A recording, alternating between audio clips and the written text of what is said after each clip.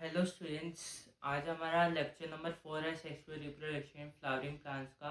और आज के लेक्चर में हम outbreeding device, artificial hybridization and pollen pistil interaction करेंगे और साथ में हम डबल फर्टिलाइजेशन का बारे में जानेंगे। इससे पहले हमने 3 वीडियोस में pollination, male gametophyte and female gametophyte के डेवलपमेंट एंड ऑल देख लिया है। तो अब चौथी वीडियो में ये जो टॉपिक्स है ये सब टॉपिक्स है और इसमें से असर्शन रीजन क्वेश्चंस बहुत आते हैं, स्पेशली आर्टिफिशियल हाइब्रिडाइजेशन से आता ही आता है। तो हम सबसे पहले आउटब्रीडिंग डिवाइसेस पढ़ेंगे। आउटब्रीडिंग डिवाइसेस डिवाइसेस आप मान लीजिए हमारे जो फ्लावर्स होते हैं, flowers are hermaphrodite hermaphrodite in nature. Okay, तो हमारे पोलन ग्रेन्स जो होते हैं are likely to contact with stigma of flower। मतलब इसकी वजह से जो हमारी सेल्फ पॉलिनेशन होती है वो हमारी बहुत कॉमन होती है। और अगर हमारी ये सेल्फ पॉलिनेशन होती गई तो it leads to inbreeding depression. अब आप मान लीजिए हमारा जो सेल्फ पोलिनेशन होते गई एक प्लांट में। अब सेल्फ पोलिनेशन हुई तो हमारे जो इनब्रीडिंग जो सेल्फ पोलिनेशन में हमारे पोलन ग्रेन्स है वो सिग्मा के साथ कांटेक्ट में कॉमन है। तो हमारे जो सेल्फ पोलिनेशन कंटिन्यूअस है वो हमारे इनब्रीडिंग डिप्रेशन कर देगी। इनब्रीडिंग डिप्रेशन का मतलब यही होता है कि जो हमारा प्लांट है वो लेस प्रोडक्टिव होएगा, लेस एनर्जी होएगी और हमारे जो प्लांट की ग्रोथ है वो भी लेस होएगी। तो इनब्रीडिंग डिप्रेशन को प्रिवेंट करने के लिए हमने आउटब्रीडिंग डिवाइसेस निकाले हैं जिसके अंदर हमारे नेचुरल मैकेनिज्म्स है।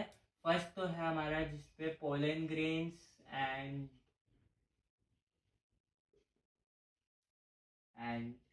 Stigma are not synchronised.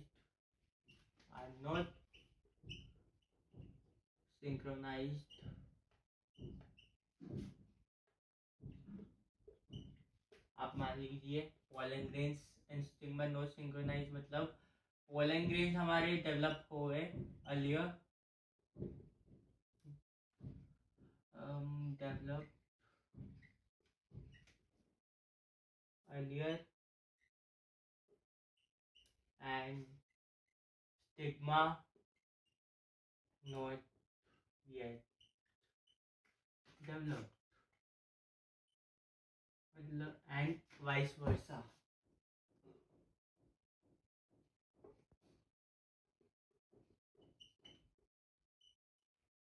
अब मान लीजिए हमारे पोलन ग्रेन्स डेवलप हो गए अर्लियर और हमारा जो स्टिग्मा है वो अब तक डेवलप नहीं हुआ तो हमारी सेल्फ पॉलिनेशन प्रिवेंट हो जाती है। और अगर हमारा स्टिग्मा डेवलप हो गया, पोलन ग्रेन्स मतलब एंथर के अंदर मैच्योर नहीं हुए हैं, तो हमारा सेल्फ पॉलिनेशन प्रिवेंट हो गया। अब इसका ये तो हमारे हो गए दो मैकेनिज्म, एक ही के अंदर दो मैकेनिज्म। इसके बाद हमारा जो तीसरा डिवाइस है वो है genetic mechanism of self incompatibility.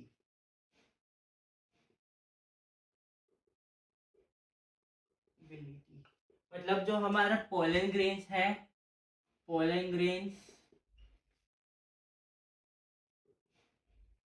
Are prevented from fertilizing the ovules by preventing the pollen germination fertilization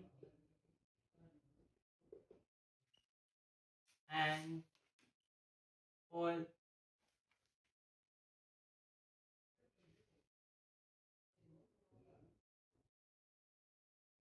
and pollen tube growth। तो इसके अंदर बेसिक मैकेनिज्म क्या है कि हमारे पोलन ग्रेन्स अगर हमारे लेफ्ट से स्टिग्मा पे आ गए, अब स्टिग्मा पे हमारे उसे जर्मिनेट करके पोलन ट्यूब बनानी है और वो स्टाइल के थ्रू ओवरी में जाएगी, ओव्यूल्स के माइक्रोपाइलर एंड पे।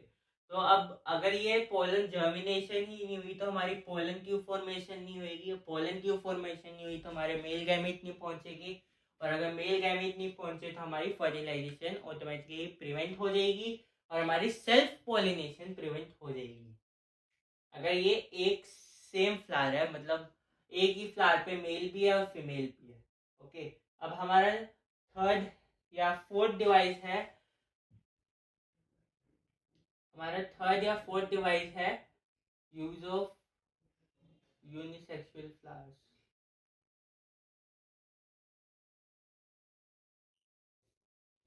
अब मैं इसे समझाऊंगा, इस पे ज़्यादा नहीं लिखूंगा। तो use of unisexual flowers, majorly जो हमारे फ्लावर्स है वो हमारे होते हैं हर्माफ्रोडाइट, मतलब एक ही प्लांट पे हमारा मेल भी होता है, एक ही प्लांट पे हमारा फीमेल पार्ट भी होता है, मतलब स्टिग्मा एंड स्टेमेन दोनों एक ही प्लांट पे होते हैं। तो यूनिसेक्सुअल फ्लावर्स का फायदा क्या है, अगर हमारे फ्लावर्स बाइसेक्सुअल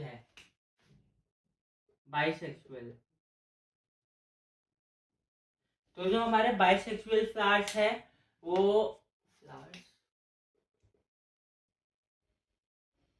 इसके अंदर हमारे एक ही प्लांट पे अगर हमारा मेल पार्ट मतलब स्टेमिन है या anther and pistol both on same plant, अब हम इसके अंदर आउटब्रीडिंग डिवाइस डालेंगे, मतलब करेंगे, तो इसके अंदर स्टेमन दूर रख दिया हमने, जैसे बाय चांस हम पिस्टल दूर रख दिया, तो हमारी इसमें ऑटोगैमी तो प्रिवेंट हो जाएगी, ऑटोगैमी प्रिवेंटेड। बट जो ऑटोगैमी के सिमिलर हमारी गीतनोगैमी होती है जेनेटिकली बट नॉट रियली, तो गीतनोगैमी हमारी नॉट प्रिवेंटेड,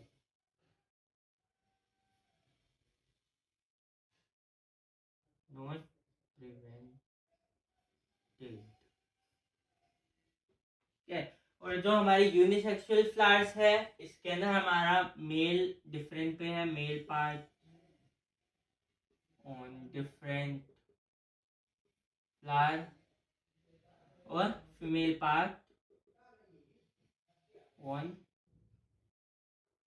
डिफरेंट फ्लावर। अब हमारे दोनों ही डिफरेंट फ्लावर पे है तो हमारी ऑटोगैमी भी प्रिवेंट होएगी, ऑटोगैमी एंड गीटनोगैमी भी प्रिवेंट हो सकती है,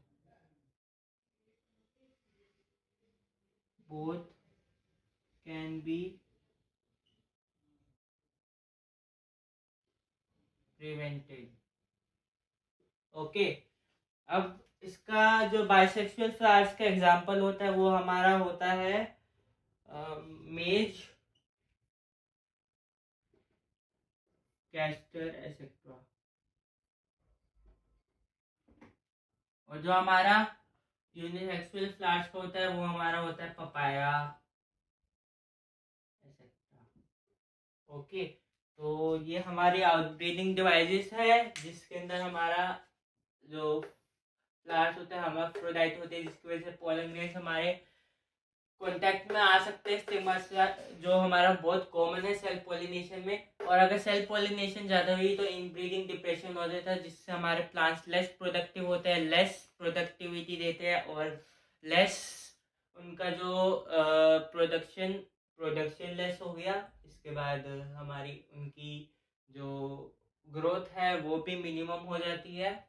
ठीक है, इसको प्रिवेंट करने के लिए हमने आउटब्रीडिंग डिवाइस का एक टॉपिक लाया है। तो आउटब्रीडिंग डिवाइस में क्या होता है कुछ नेचुरल मैकेनिज्म्स हैं, जैसे कि पोलन ट्यूब जो और स्टिग्मा आर नॉट सिंक्रोनाइज, मतलब अगर सेल्फ पोलिनेशन प्रिवेंट करने के लिए जो नेचुरल डिवाइस में पहला है और दूसरा है, उसमें यही है कि पोलन ग्रेन या फिर तो हमारे स्टिग्मा से पहले डेवलप हो रहे हैं, और जो हमारे स्टिग्मा है वो पोलन ग्रेन से पहले डेवलप हो रहे हैं।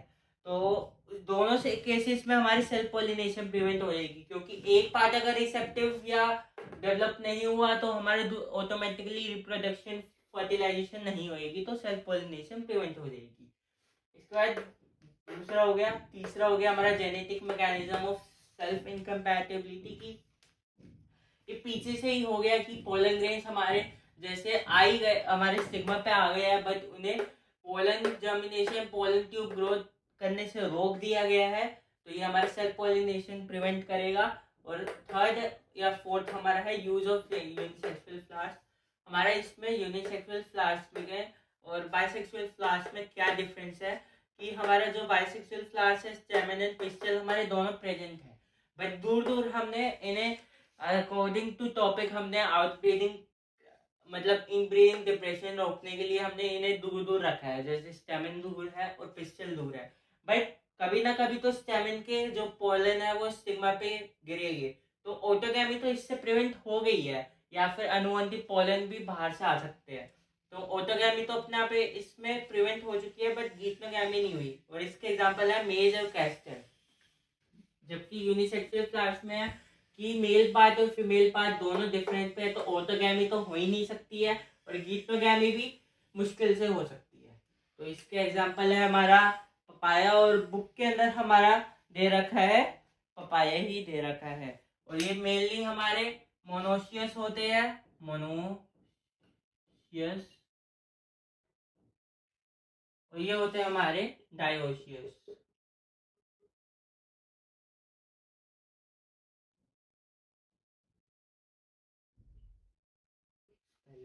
का नहीं है, बट एक बार इसे नोट कर लीजिए, इसके बाद हम बढ़ेंगे पोलन पिस्टल इंट्रैक्शन पे।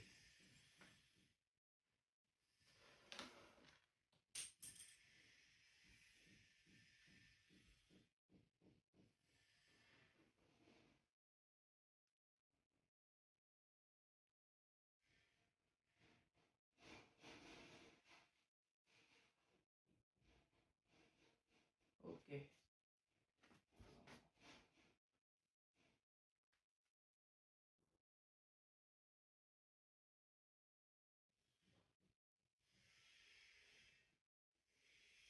सॉरी बैकग्राउंड में कंस्ट्रक्शन चल रही है तो उसका नॉइज आ रहा है, बाकी मैं इसे मिनिमम करने की कोशिश करूंगा। बाकी बैकग्राउंड में कंस्ट्रक्शन चल रही है इसलिए थोड़ा आ रहा है नॉइज।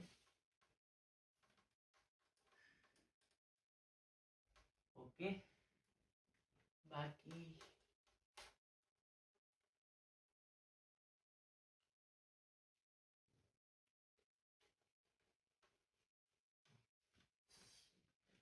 तो हमारा जो पोलन पिस्टल इंट्रैक्शन है,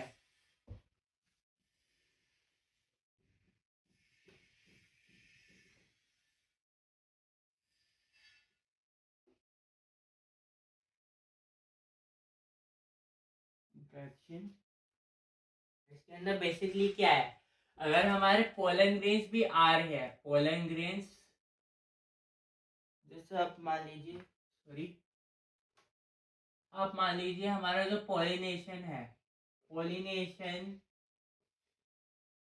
does not guarantee the landing of right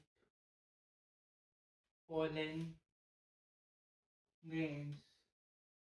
आप मान लीजिए पोलन पिस्टल इंट्रैक्शन में सबसे पहले क्या है, अगर हमारा पोलिनेशन हो भी रहा है तो पोलिनेशन में जरूरी नहीं है कि हमारा सिर्फ राइट पोलन ग्रेन्स आ सके, तो हमारे इसके अंदर रॉन्ग पोलन ग्रेन्स भी आ सकते हैं, रॉन्ग पोलन ग्रेन्स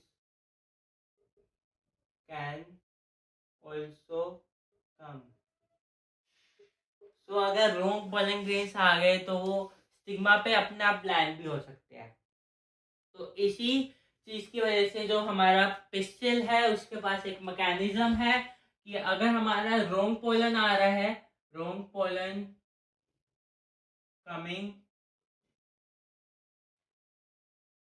कमिंग क्या मतलब लैंडेड हो गया, मतलब लैंडेड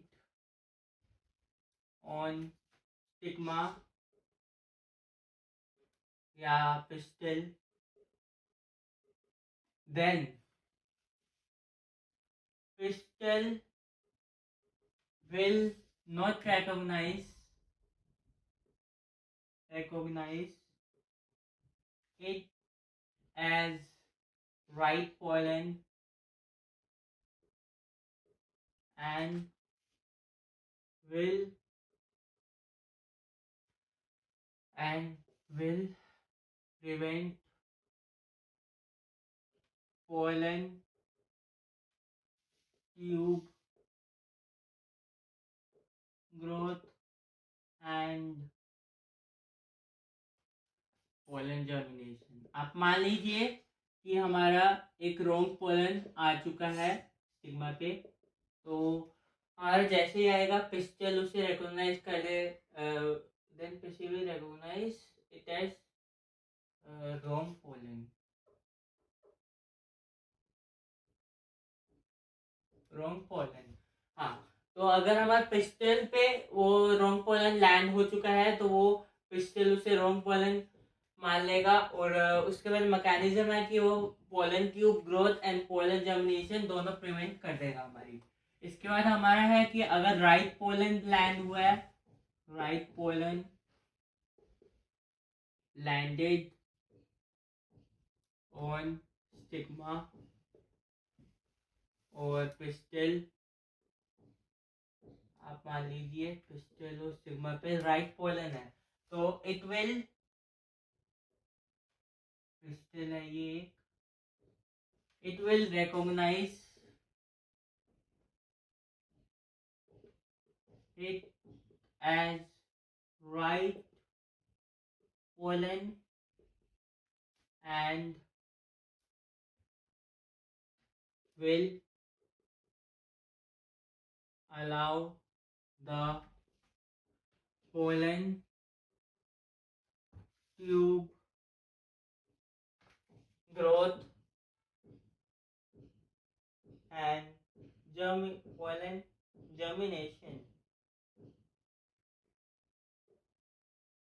ओके, अब आप मान लीजिए हमारा राइट पोलन लैंड हो गया स्टिग्मा पे, तो वो जो पिस्टल है उसे एक राइट पोलन के रूप में समझेगा और वो उसकी पोलन ट्यूब जर्मिनेशन स्टार्ट कर देगा और पोलन जर्मिनेशन स्टार्ट हो जाएगी, जिसके बाद वो ओवरी तक जा सकता है। तो ये एक बार नोट कर लीजिए। इसके बाद मैं आपको बताऊंगा कि आगे पोलन पिस्टल इंट्रैक्शन असल में क्या होता है, ये बेसिक है। इसके बाद पोलन पिस्टल इंट्रैक्शन कैसा होता है।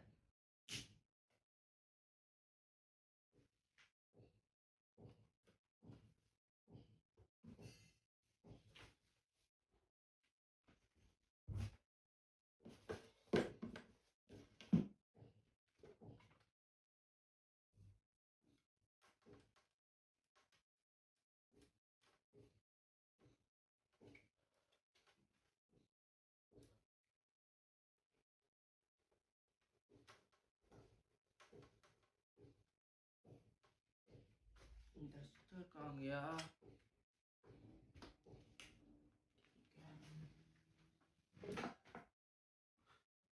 ठीक है, अब इसके बाद मैं आपको करवाता हूँ कि कैसे हमारा पोलन ट्यूब जनरेट होता है और पोलन पिस्टल इंट्रैक्शन असल में कैसा होता है।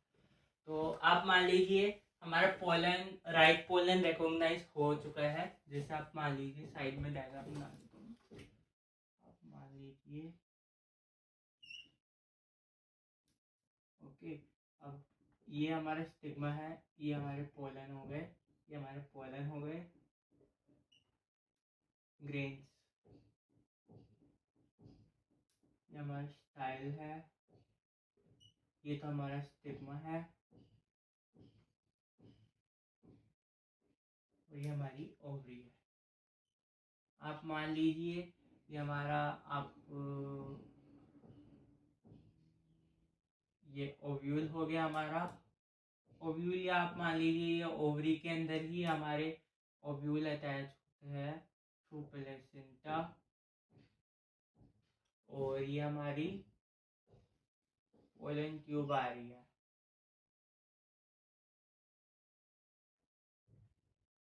अब ये पोलन ट्यूब माइक्रोपाइलर एंड के थ्रू ओव्यूल के अंदर घुसेगी। जैसे आप मान लीजिए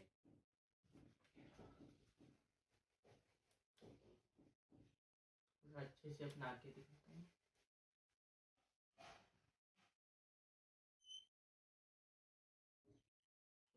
ये हमारा एक टाइपिकल ओव्यूल दिखा देता हूँ आप लोगों को।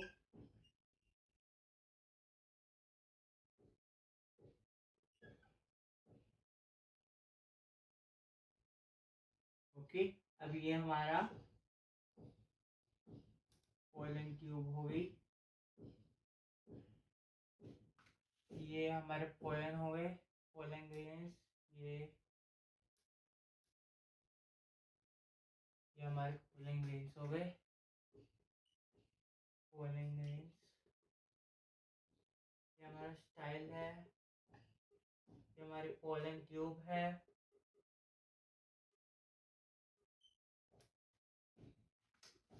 ये हमारा स्टिग्मा है,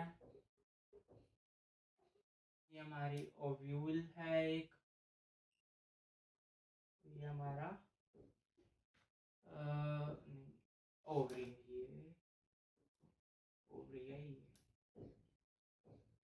ओके, अब आप मान लीजिए कि हमारा पोलन ग्रेन्स आ चुके हैं, राइट पोलन ग्रेन्स हो चुके, रिकॉग्नाइज हो चुके हैं। तो अब पोलन जर्मिनेशन होगी, उसके बाद फर्दर इसके बाद पोलन ट्यूब जनरेशन होगी। अब पोलन ट्यूब जैसे जनरेट हो गई तो हमारे जो पोलन ग्रेन्स है वो अंदर पोलन ट्यूब के अंदर जाएगी, और अंदर जाते ही ये हमारे मेल गैमेट्स बना देते हैं। आपको पहले मैंने आपको एक बात बताई थी, जैसे आप मान लीजिए मैंने आपको पोलन का स्ट्रक्चर बताया था, तो उसके अंदर एक वेजिटेटिव सेल था और एक जनरेटिव सेल था। तो हमारे जो मोस्ट ऑफ पोलेंस होते हैं, pollens are shed at two celled stage. तो मैंने आपको ये बताया था कि जैसे कि वो हमारे एंथर से पोलन आते हैं, मतलब अंदर डेवलप होके जो पोलन ग्रेन्स आते हैं, उसके अंदर हमारे वेजिटेटिव सेल होता है, सेल एंड जनरेटिव सेल होता है। ओके, अब हमारे इसके अंदर vegetative cell and generative cell है टू सेल स्टेज में, बट कई केसेस में देखा गया है कि हमारा 3 सेल स्टेज हो जाता है, 3 सेल स्टेज, जिसके अंदर जो हमारा एंथर के अंदर जो पोलन ग्रेन्स है वो हमारे उसके अंदर वेजिटेटिव सेल होता है, और जो हमारा जनरेटिव सेल होता है वो डिवाइड करके मेल गैमीट्स बना देता है। जनरेटिव सेल डिवाइड्स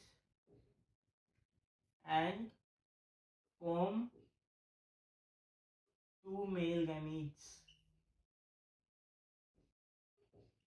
आप मान लीजिए ये हमारे पोलन ग्रेन्स है, अब ये स्टाइल के अंदर गया है। अगर हमारा 2 सेल स्टेज है तो पोलन ट्यूब के अंदर जाते आते जो हमारा जनरेटिव सेल है वो डिवाइड होता है। जैसे आप मान लीजिए ये हमारे एक टाइपिकल पोलन ग्रेन है, इसके अंदर अभी vegetative cell and generative cell है सिर्फ। तो ये जो पोलन ग्रेन है इसके अंदर हमारा आप मान लीजिए ये हमारा वेजिटेटिव सेल है और ये हमारा जनरेटिव सेल है। अब जनरेटिव सेल के अंदर हमारे 2 सेल डिवाइड होने स्टार्ट हो जाएंगे और हमारे 2 मेल गैमीट 1 एंड 2, ये हमारे 2 मेल गैमीट बन जाते हैं। ये मेल गैमीट्स बन के पोलन ट्यूब के थ्रू माइक्रोपाइला एंड से जाएंगे और अंदर फ्यूज होएंगे। अब अगर 3 सेल स्टेज है तो हमारे मेल गैमीट्स ऑलरेडी बन चुके हैं। तो जो हमारा स्टाइल है पोलन ट्यूब है, अब आप मान लीजिए ये हमारा 3 सेल है, इसके अंदर पहले से ही हमारे मेल गैमीट्स प्रेजेंट है। वेजिटेटिव सेल के अंदर हमारे मेल गैमीट्स पहले से ही प्रेजेंट है और ये मेल गैमीट्स डायरेक्ट जाके फ्यूज करेंगे, ऑलरेडी प्रेजेंट।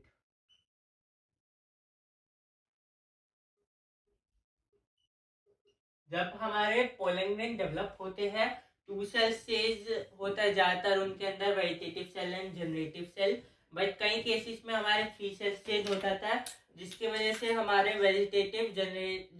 जनरेटिव सेल होता है, जनरेटिव सेल हमारे 2 मेल गैमेट बना देता है। और लेट्स से आपका स्टाइल में हमारा ये एक पोलन ग्रेन है, पोलन ग्रेन के अंदर वेजिटेटिव सेल है, और एक ये हमारा जनरेटिव सेल है। जनरेटिव सेल के अंदर हमारे 2 मेल गैमेट बन गए, और ये हमारा स्टाइल, जैसे आप मान लीजिए ये स्टाइल के थ्रू माइक्रोपाइला से जाके फ्यूज हो जाएगी। इसके बाद हमारा है ऑलरेडी प्रेजेंट 3 सेल स्टेज है, वेजिटेटिव सेल और जनरेटिव सेल है। सॉरी, मैंने थोड़ा उल्टा बता दिया। आप मान लीजिए मैंने पहले वाले में बताया था कि ये जनरेटिव सेल है, ये हमारा 2 सेल स्टेज था, और 3 सेल स्टेज में हमारा आप मान लीजिए हमारा मेल गैमेट्स है पहले से बने हुए हैं, वेजिटेटिव सेल उन्हें न्यूट्रिशन देते जा रहा है, और हमारा ये बन गया है। तो एक बार इसे नोट कर लीजिए, एक मिनट रुकिए।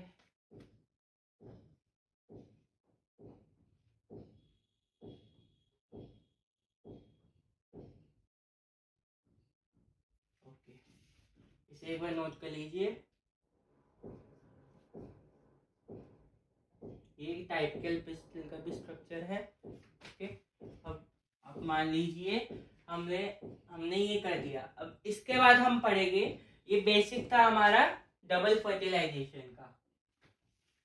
अब इसके अंदर जो पोलन पिस्टल इंटरेक्शन होती है, इसके अंदर जो हमने एम्ब्रियो सैक पढ़ा था, जो हमारा एम्ब्रियो सैक अंदर डेवलप होता है न्यूसेलस के अंदर, जो हमारा एम्ब्रियो सैक होता है, इससे जो माइक्रोपाइलर एंड है वो हमारे मेल गैमेट्स ले लेगा, और जो हमारे साइनोजिड्स है वो मैं आगे पेज में बताता हूँ।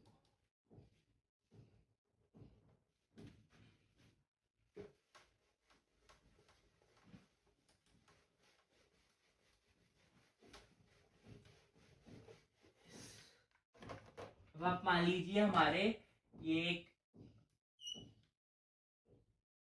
टाइपिकल एम्ब्रियो सैक है,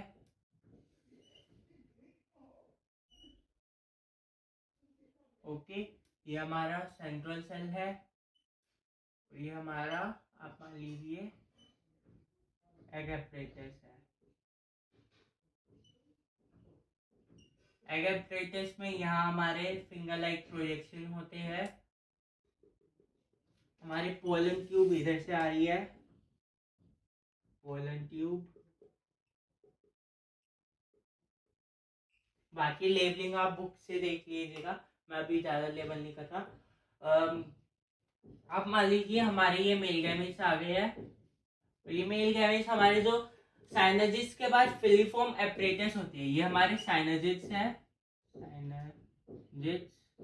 और आप मान लीजिए ये फिंगर लाइक प्रोजेक्शंस है, फिलीफॉर्म एपरेटस।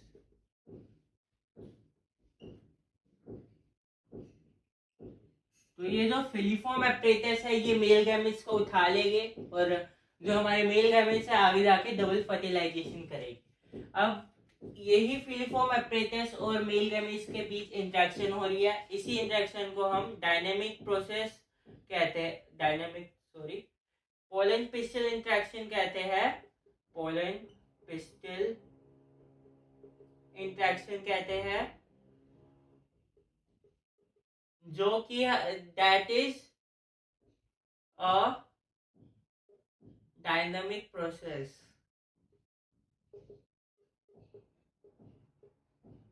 ओके, तो इसके अंदर बेसिकली पोलन पिस्टल इंटरेक्शन में क्या है हमारा, कि पहले हमारा स्टिग्मा पे वो पोलन ग्रेन्स रोंग या राइट आए, राइट पोलन आए तो हमारे पोलन ट्यूब जनरेट होगी, पोलन ट्यूब जनरेट हुई तो हमारे वेजिटेटिव सेल और जनरेटिव सेल होते हैं। ज्यादातर से पोलन ग्रेन्स में 2 सेल स्टेज होता है, सिर्फ ये वाला, और कुछ में होता है 3 सेल स्टेज, जिसमें जनरेटिव सेल जो होते हैं हमारे 2 मेल गैमेट पहले से ही बना देते हैं। जो हमारा 2 सेल स्टेज है वो पोलन ट्यूब में मेल गैमेट्स बनाएगा, और जो हमारा 3 सेल स्टेज है वो जब पोलन ट्यूब में एंटर करेगा तब से ही वो हमारे मेल गैमेट्स ट्रेवल करेंगे माइक्रोपाइलर एंड तक। अब माइक्रोपाइलर एंड पे मेन पोलन पिस्टल इंटरेक्शन होती है, जिसमें male gametes are taken by filiform apparatus and transferred to one axil and one polar nuclei, and double fertilization occurs. तो ये हमारी पोलन पिस्टन इंटरेक्शन है। चलिए इसका अब डबल फर्टिलाइजेशन करते हैं। अब आप मान लीजिए डबल फर्टिलाइजेशन, वैसे ये डायग्राम रफ नहीं करना चाहिए था मुझे, बट कोई बात नहीं। ये हमारा एंटीपोल्स हो गए, ये हमारे ये हो गए, और यहाँ पर हो गए हमारे एक्सेल एंड ये फिलिफोर्म साइनर्जिड्स, ये फिलिफोर्म एपरेटस, ये ओके। अब आप मान लीजिए एक मेल गैमीट हमारा इसके साथ फ्यूज हो जाएगा और एक मेल गैमीट इनके साथ फ्यूज हो जाएगा, तो हमारा ये फर्दर बना देगा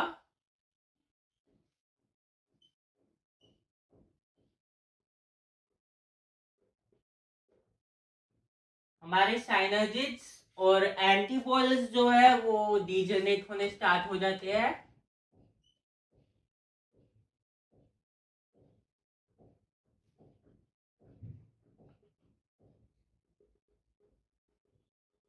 और जो हमारा एक्सेल है वो 2n हो जाता है, 2n, एंड ये हमारा 3n हो जाता है।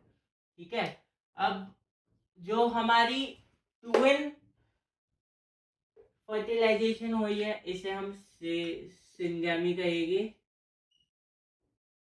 और जो ये हमारी 3 पोलर न्यूक्लियाई की वो है फर्टिलाइजेशन, हम इसे कहेंगे ट्रिपल फ्यूजन।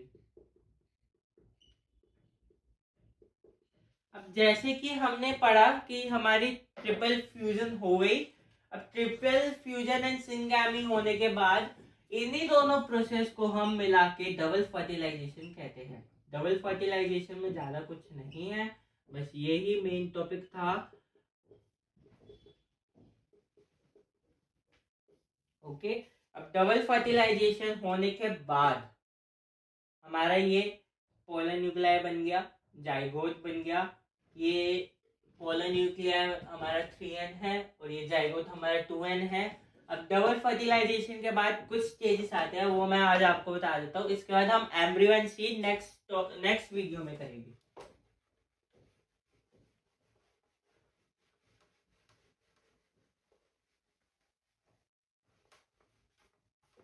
आप मान लीजिए हमारी डबल फर्टिलाइजेशन में हमारा ये जाइगोट बन गया। अब आप मान लीजिए हमारा ये एम्ब्रियो सेट था, ओके, इसके अंदर ये बन गए और ये हमारा सेल है। इसके अंदर से जाइगोट अलग हो गया हमारा, ये मान लीजिए हमारा जाइगोट है, जाइगोट, ओके। अब ये फर्दर एम्ब्रियो बनाएगा। पहले मैं इसका बता देता हूँ, ये जो हमारा न्यूक्लियस है ये हमारा कहते हैं हम इसे पेन, प्राइमरी एंडोस्पर्म न्यूक्लियस। ये हमारा जाइगोट इसी के अंदर ही है, और ये जो हमारा सेल होता है ये पैक होता है, पैक विद द पेन। तो ये जो हमारा पैक होता है ये होता है हमारा प्राइमरी एंडोस्पर्म सेल। जो हमारा PEC with the PEN together होता है हमारा पूरा एम्ब्रियो सेल। अब इसके अंदर हमारा पैक है primary endosperm cell and PEN है प्राइमरी एंडोस्पर्म न्यूक्लियस। इन दोनों की कहूँ तो ये हमारा न्यूक्लियस जो होता है वो 3n होता है और ये जो जाइगोट है ये 2n होता है। अब हमारा सबसे पहले इसके अंदर एंडोस्पर्म डेवलप होता है। जो हमारा एंडोस्पर्म है आप मान लीजिए ये हमारा अंदर एंडोस्पर्म है पूरा,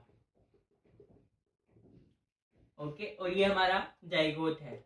अब आप मान लीजिए एंडोस्पर्म जो है वो फुल ऑफ रिजर्व मटेरियल होता है जिसके अंदर बहुत न्यूट्रिएंट्स एंड होते हैं, जिससे कि हमारा जाइगोट ग्रो के एम्ब्रियो फिर सीड बनाता है। तो ये जो एंडोस्पर्म है ये हमारा दो टाइप 3 टाइप का होता है। एक फ्री न्यूक्लियर एंडोस्पर्म जिसके अंदर बहुत सारे न्यूक्लियस होते हैं, जैसे कि आप लोगों ने जो नारियल पानी पीते हो, कोकोनट, उसके अंदर जो पानी होता है वो हमारा फ्री एंडोस्पर्म न्यूक्लियस होता है। और जो हमारा जो वाइट वाइट हम मलाई या फिर जो गेरी निकालते हैं नारियल से, वो हमारी होती है सेलुलर एंडोस्पर्म। तो ये हमारी फ्री न्यूक्लियर एंडोस्पर्म मान लीजिए, एंडोस्पर्म। और जो इसके अराउंड हमारा जो वाइट वाइट होता है पानी के अराउंड नारियल में, वो होता है हमारा सेलुलर एंडोस्पर्म।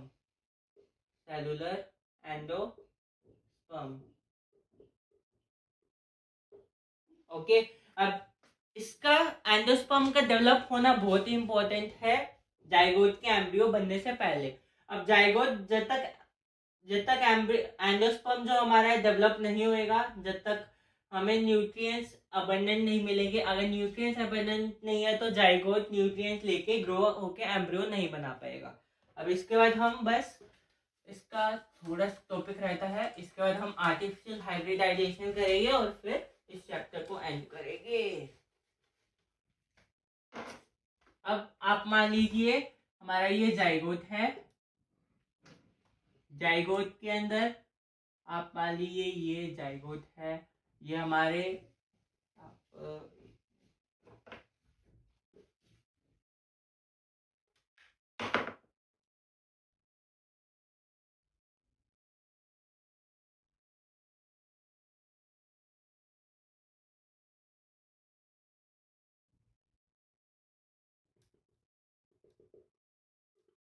बहुत सारे सेल्स है यहाँ पर।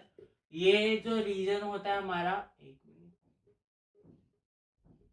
क्या आप मान लीजिए ये हमारे सेल्स है, और ये आपका जो ये रीजन होता है ये सस्पेंसर सेल्स होते हैं।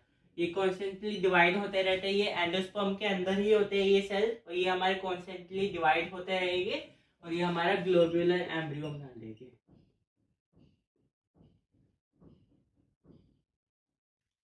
इसके बाद हमारा हार्ट शेप एम्ब्रियो बनता है, आप मान लीजिए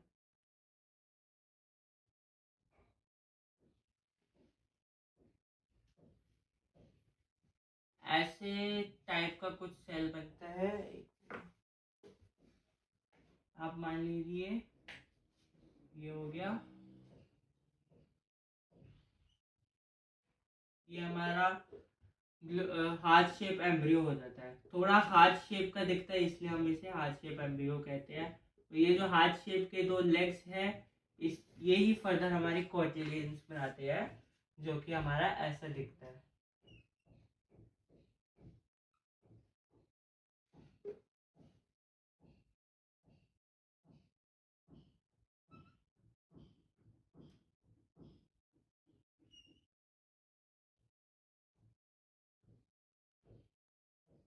ऐसे तो टाइप का होता है, बस ये हमारा एम्ब्रियो है।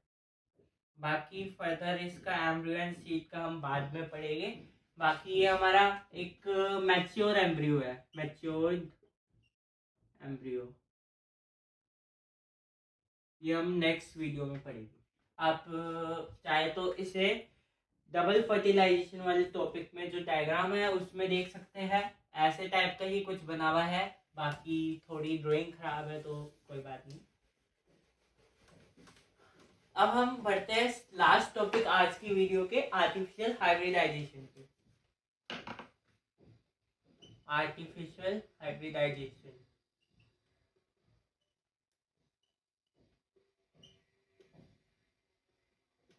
आर्टिफिशियल हाइब्रिडाइजेशन मैं लिख के नहीं बताऊंगा, बस आपको समझाऊंगा कि ये क्रॉप इम्प्रूवमेंट प्रोग्राम है, जिसके अंदर जो हम अगर हमारा पोलन ग्रेन्स पहले डेवलप हो चुके हैं और स्टिग्मा अब तक रिसेप्टिव नहीं हुआ है, तो हम उसके अंदर कुछ स्टेप्स लेते हैं ताकि हमारी क्रॉप इम्प्रूवमेंट प्रोग्राम और भी इम्प्रूव हो सके। अब आप मान लीजिए स्टिग्मा हमारा डेवलप नहीं हुआ है और हमारा एंथर डिहाइसेंस होने वाला है, तो हम एंथर के डिहाइसेंस करने से पहले उसे नेसेसरी है कि हम रिमूव करें, ताकि हमारा कंटामिनेशन या फिर मतलब तब तक ना होए जब तक स्टिग्मा रिसेप्टिव ना हो जाए। तो इसके लिए हमारे पास प्रोसेस है एमैस्कुलेशन। एमैस्कुलेशन में हम एंथर को रिमूव कर देंगे और जो स्टिग्मा है उसे रिसेप्टिव होने तक हम पोलिनेट नहीं करेंगे। इसके बाद सेकेंड स्टेप है हमारा बैगिंग।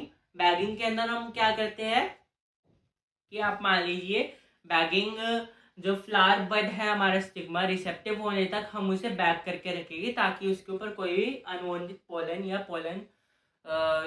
पोलन ग्रेस नहीं आ जाए। इसके बाद हम जब जैसे ही स्टिग्मा रिसेप्टिव होएगा बैगिंग हटाएंगे, जो एंथर है थे उस प्लांट के उससे पोलिनेट करेंगे और रीबैगिंग कर देंगे ताकि और पोलन कंटेमिनेशन नहीं हो, सिर्फ उसी प्लांट के पोलन अंदर जाके जर्मिनेट करके फर्टिलाइजेशन करके हमारा एम्ब्रियो बनाए। बाकी artificial hybridization, outbreeding device and pollen pistil interaction से बहुत सारे एसेंशियल रीजन बने हैं। नीट में भी बनते हैं और बोर्ड्स में भी बनते हैं। बोर्ड्स में तो मेरे में भी आया था आर्टिफिशियल से और आउटब्रीडिंग से, तो ये एक इम्पोर्टेंट टॉपिक है। अगर आपके आर्टिफिशियल और के लिए अगर आप पढ़ के जाते हो तो आपके लिए अच्छा है। बाकी एल्स आगे और एम्ब्रियो एंड सीड पढ़वाना है जिसमें से क्वेश्चन आएगा कि पार्थेनोकार्पी क्या होता है आगे। और एक सबसे इम्पोर्टेंट टॉपिक है एपोमिक्सिस एंड पॉली एम्ब्रियोनी, जिसके अंदर से भी क्वेश्चन आते हैं। तो आज की वीडियो में इतना काफ़ी है।